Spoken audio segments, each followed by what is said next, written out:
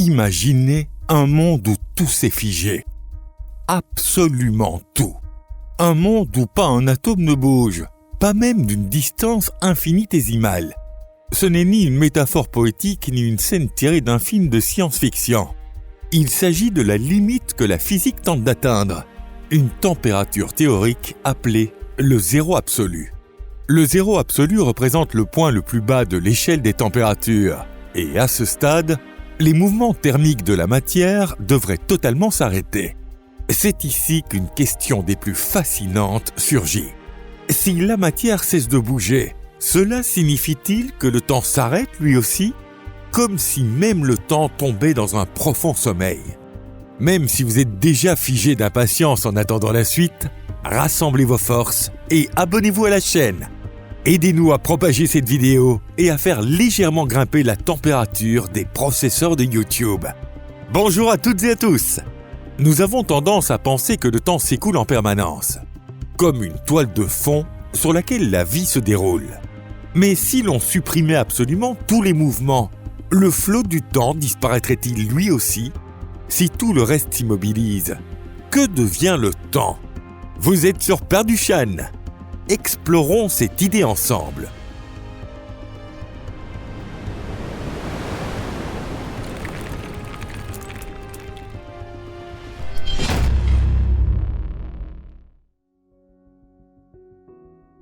Qu'est-ce que le zéro absolu ? Commençons par clarifier ce qu'est le zéro absolu, une notion que nous avons tous entendue à l'école. Le zéro absolu, ce n'est pas simplement quelque chose de très froid. Il s'agit de la limite inférieure de l'échelle des températures, moins 273,15 degrés Celsius ou 0 Kelvin. En thermodynamique classique, à cette température, le mouvement thermique des particules s'arrête. En d'autres termes, plus aucun désordre interne, plus aucune vibration, plus aucun choc entre molécules. Mais ce qui est important ici, c'est que s'arrêter ne signifie pas disparaître complètement. Car dans le monde microscopique, ce ne sont pas les lois classiques, mais les lois quantiques qui s'appliquent. Et ces lois sont parfois en total décalage avec notre perception quotidienne de la matière et du mouvement. Même à une température proche du zéro absolu, les particules conservent une agitation minimale inévitable. C'est ce que l'on appelle les vibrations de point zéro. Voilà pourquoi la matière ne peut jamais être totalement immobile. Alors pourquoi dit-on qu'il est impossible d'atteindre le zéro absolu ? D'abord, selon le troisième principe de la thermodynamique, atteindre 0K ne peut être réalisé en un nombre fini d'opérations, ce qui est physiquement irréalisable. Ensuite, selon le principe d'incertitude de Heisenberg, on ne peut jamais mesurer avec précision à la fois la position et la quantité de mouvement d'une particule. Or, si tout était figé, cela reviendrait à connaître exactement la position d'une particule et à affirmer que sa quantité de mouvement est nulle, ce qui violerait directement le principe d'incertitude de Heisenberg. En résumé, un état de repos absolu est théoriquement impossible. C'est pourquoi le zéro absolu n'est pas un état physique atteignable, mais une limite idéale à laquelle on peut s'approcher indéfiniment, sans jamais pouvoir l'atteindre. Le temps et les atomes. Le temps nous semble être quelque chose d'indépendant et d'immuable. Pourtant, en réalité, nous ne ressentons pas le temps lui-même. Ce que nous percevons, c'est le changement. Le pendule oscille, le cœur bat, le jour devient nuit. Les électrons sautent d'un niveau d'énergie à un autre au sein des atomes. Des cadrans solaires jusqu'aux horloges atomiques, aucun de nos instruments ne mesure directement le temps. Ils mesurent plutôt des phénomènes réguliers dans l'univers, le mouvement orbital de la Terre autour du Soleil, les oscillations d'un pendule ou les transitions électroniques entre niveaux d'énergie. Maintenant, imaginons que tous ces processus cessent. Le zéro absolu. Le mouvement des particules s'arrête. Même le fonctionnement d'une horloge atomique, la plus précise de toutes, serait profondément altéré. En effet, sans apport d'énergie externe, les transitions électroniques, le tic-tac même de l'horloge, ne se produisent plus. À cette température, il n'y a plus d'excitation thermique spontanée. Tous les électrons restent figés dans leur état fondamental, et sans simulation extérieure, aucune transition n'a lieu. Alors, le temps disparaît-il en même temps que le mouvement ? Ce n'est pas une question aussi simple. Comme nous l'avons vu, même à des températures proches du zéro absolu, le mouvement ne disparaît jamais totalement. Les fluctuations quantiques, aussi minimes soient-elles, continuent d'exister. Comme si la matière elle-même refusait de se laisser totalement arrêter. Et cela nous amène à deux questions fondamentales. Premièrement, le temps est-il une entité indépendante? Ou n'est-il qu'un simple repère de changement, une mesure de l'intervalle entre les événements? Deuxièmement, si la vitesse de mouvement des particules ralentit, peut-on dire que l'écoulement du temps ralentit lui aussi? Ces interrogations nous conduisent aux limites même de notre compréhension moderne de la nature du temps. Mécanique quantique, un mouvement sans déplacement. Quand on parle d'immobilité, nous imaginons naturellement quelque chose de figé, de parfaitement immobile. Mais en mécanique quantique, cette image est complètement remise en question. Même les expériences les plus avancées, comme celles menées à bord de la Station spatiale internationale pour refroidir la matière jusqu'à des températures proches du zéro absolu, ne parviennent pas à faire disparaître totalement le mouvement. Le mouvement prend simplement une autre forme.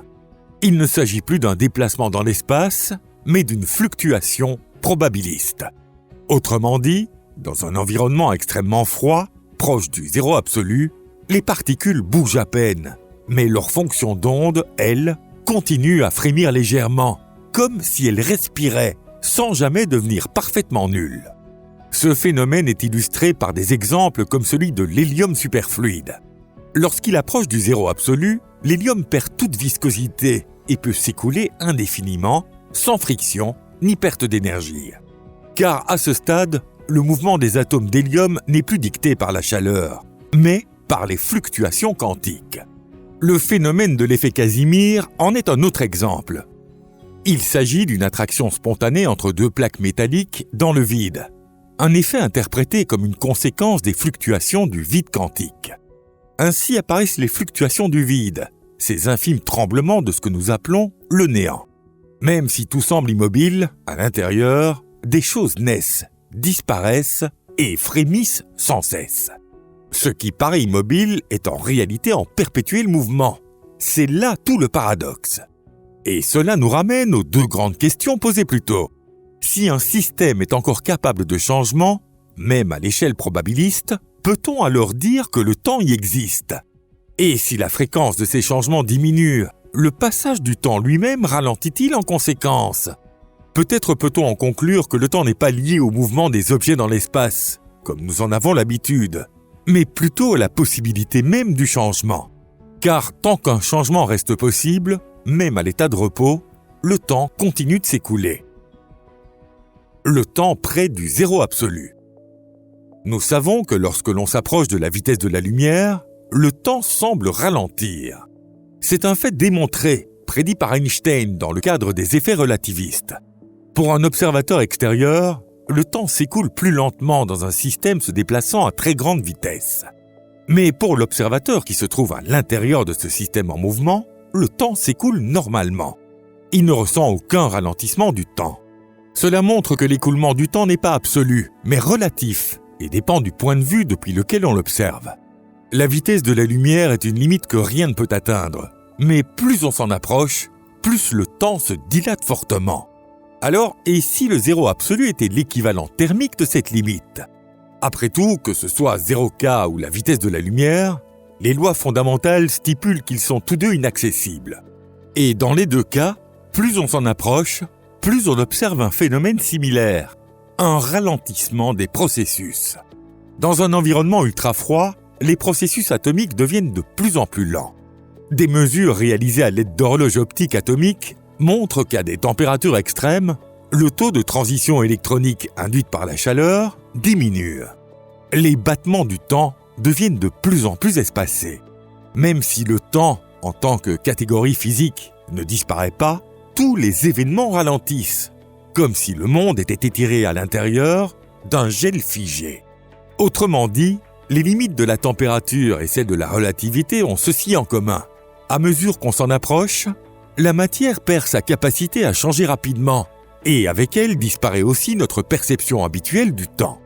Cependant, il faut bien comprendre que le ralentissement du temps dans un système refroidi diffère fondamentalement de celui provoqué par la relativité. Dans le premier cas, ce sont les activités physiques internes qui ralentissent. Dans le second, c'est l'intervalle temporel lui-même qui se dilate du point de vue d'un observateur extérieur. En d'autres termes, dans un état de froid extrême, le temps s'écoule de manière identique, mais il n'y a plus rien pour le mettre en mouvement. Tandis que dans le cas du mouvement relativiste, c'est l'intervalle de temps propre du système en mouvement qui se dilate du point de vue de l'observateur. Ainsi, même à 0 Kelvin, le temps ne disparaît pas, mais il perd sa signification opérationnelle. S'il n'y a plus de processus, il n'y a plus rien à comparer, plus rien à mesurer. Même si tout est figé, la structure du temps subsiste comme une potentialité, comme une trame en arrière-plan, comme l'ombre d'un changement encore à venir. Peut-être qu'à ce niveau extrême, le temps et l'espace ne sont plus des catégories distinctes. Temps et espace se fondent alors en un tissu unique, indissociable, impossible à distinguer l'un de l'autre. Et l'univers, à son niveau quantique le plus profond, est formé de ce tissu. Même lorsque tout semble arrêté, au fond de la réalité, la mousse quantique bouillonne encore. Ce sont des frémissements subtils de géométrie et d'énergie qui refusent que l'existence s'arrête totalement. Peut-être que si le temps ne s'éteint jamais, c'est parce qu'il est inséparable de la véritable nature de l'espace. Même dans un état de froid extrême, même si la matière semble figée, la pulsation du réel ne s'interrompt jamais. Le zéro absolu n'est pas la fin de l'univers. C'est la suspension ultime que l'univers peut connaître. Et même dans cette suspension, la possibilité continue de respirer faiblement. Si tout le reste s'arrête, le temps s'arrête-t-il aussi? Le zéro absolu représente une frontière. Une frontière que l'on peut approcher, mais jamais franchir. C'est une limite thermique où disparaissent tous les mouvements familiers, toute forme de vie telle que nous la connaissons. Pourtant, ce n'est qu'une apparence de repos. Tout ne s'arrête pas réellement. Les interactions fondamentales ne cessent pas, et les électrons ne s'effondrent pas dans les noyaux. L'espace lui-même ne disparaît pas. Les fluctuations quantiques, les pulsations internes du réel persistent, même si elles sont imperceptibles. C'est pourquoi, même si le monde entier devait s'immobiliser, le temps, lui, ne s'effacerait pas. Le temps peut ralentir jusqu'à l'extrême. Le rythme que nous connaissions peut se dissoudre. Mais tant qu'il reste un seul changement, une seule pulsation, une seule interaction, le temps ne peut être aboli. Peut-être que le temps ne s'écoule pas du tout, qu'il existe comme un champ, une structure, et qu'il ne se manifeste à nous que lorsque survient un changement. Dans un état de repos absolu où rien n'existe, il ne reste alors qu'une seule chose, la forme pure de la possibilité. Une forme que les physiciens appellent parfois le tissu de l'espace-temps ou la mousse quantique. Le zéro absolu n'efface pas le temps, mais il pourrait bien le fondre avec l'espace en une seule entité inséparable. Et il suffirait qu'une infime pulsation, d'une étincelle d'énergie minuscule, pour que le temps reprenne sa marche familière. Tic-tac, tic-tac. Si cette vidéo vous a plu, n'hésitez pas à cliquer sur j'aime et à la partager sur vos réseaux sociaux. Merci à toutes et à tous pour votre attention. On se retrouve très bientôt. Au revoir.